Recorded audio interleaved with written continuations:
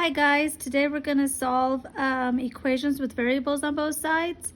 So I want you guys to take your comp book out. I want you guys to start by writing the date, the lesson, it is 1.3 day 1, and your learning target. Solve equations with variables on both sides. Alright, so I'm going to go over slide 1 with you guys, and then I'm going to let you guys copy it down. So slide 1 on your warm-up says that you're going to write an equation where the value of the perimeter will equal the value of the area. So we know that the perimeter needs to equal the area. And I'm going to copy the shape down. It is looks like a rectangle. And we have a side length of 3 and a side length of x. So now what I'm going to do is I want to go over perimeter of a rectangle. Perimeter of a rectangle, this is called like a little mini review, is where we add all the sides together. Side plus side plus side plus side. There's 4 sides to a quadrilateral. The area is base times height. Alright, so we have our 2 formulas right here off to the side, so I'm going to be using them in a minute.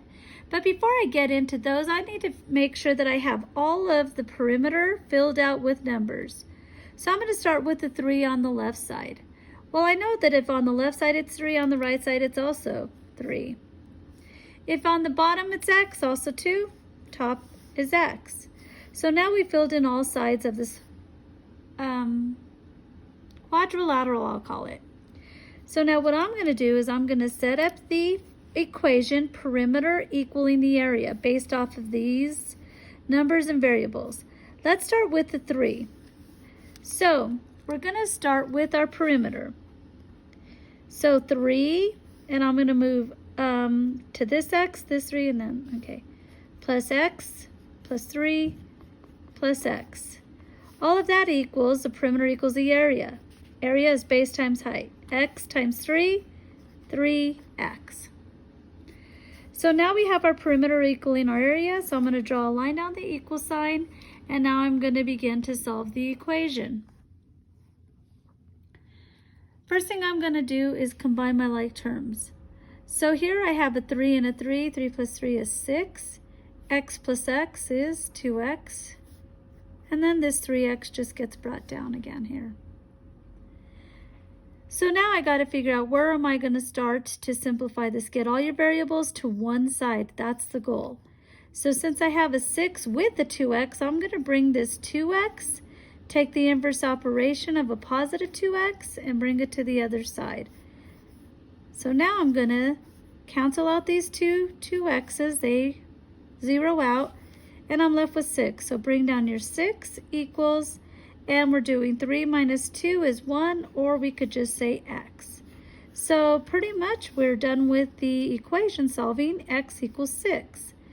So now the second skill that you have to do is use the value that you find for x, and then actually find out what your perimeter is, and then let's see if the area. It's saying that the perimeter should equal the area.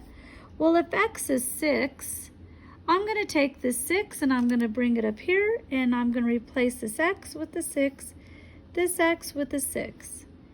So now instead of having s plus s plus s plus s, I'm going to replace it with the 3, the 6, the 3, and the 6. 3 plus 6 plus 3 plus 6 equals, our base is 6 and our height is 3. So I'm going to do 6 times 3. Let's just check this out. So 3 plus 6 is 9. 3 plus 6 is also 9.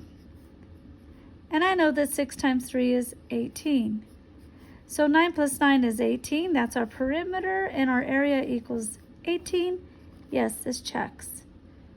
So x, in fact, is 6. And in fact, the perimeter does equal the area when x is 6. All right, you guys, I'm going to pause this slide for a minute. You guys go ahead and finish taking these notes down. I know that I solved it pretty quickly, so you have a little bit of time to pause it and write this in your comp book. I'll be right back with you.